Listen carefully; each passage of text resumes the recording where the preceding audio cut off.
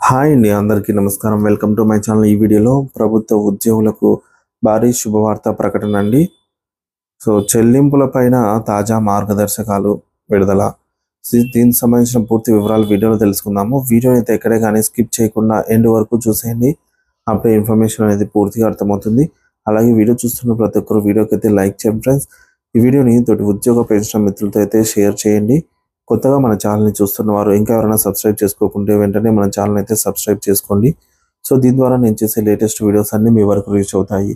ఇక ఆలస్యం చేయకుండా వివరాల్లోకి అయితే వెళ్ళిపోదాము ఫ్రెండ్స్. ఇక విషయానికి వచ్చినట్లయితే ఉద్యోగులకు సంబంధించిన ప్రధానంగా గ్రాట్యుటీ చెల్లింపుల మీద ప్రభుత్వం ఒక స్పష్టతను అయితే ఇచ్చింది.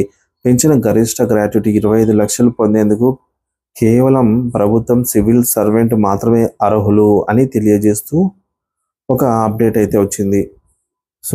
మీరు ఈ క్రింది నిబంధనల పరిధిలోకి అయితే రావాలి. అది కూడా కేంద్ర సివిల్ సర్వీసెస్ నియమాలు 2021, సెంట్రల్ సివిల్ సర్వీసెస్ రూల్స్ 2021 ప్రకారంగా పెంచిన పరిమితి కేవలం సెంట్రల్ సివిల్ సర్వెంట్లకు మాత్రమే వర్తిస్తుందని department of pension and pensioners welfare DOPPW స్పష్టం చేసింది. మరి ఎవరు అర్హులు కారు అంటే తాజా ఆదేశాల ప్రకారంగా పెంచిన గ్రాట్యుటీ పరిమితి కింద కేటగిరీలకు చెందినటువంటి ఉద్యోగులు అర్హులు కారు. ఎవరంటే పబ్లిక్ సెక్టార్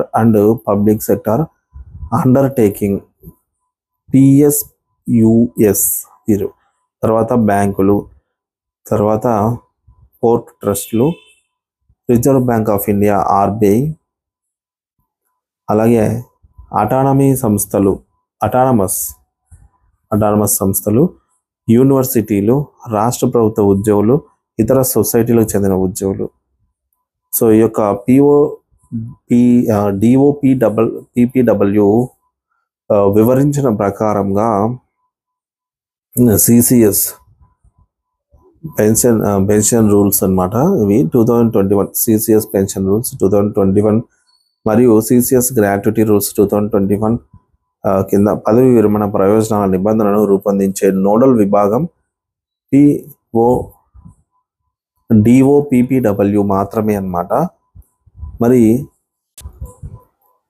గ్రాట్యుటీ పెంపు మరియు అమలు.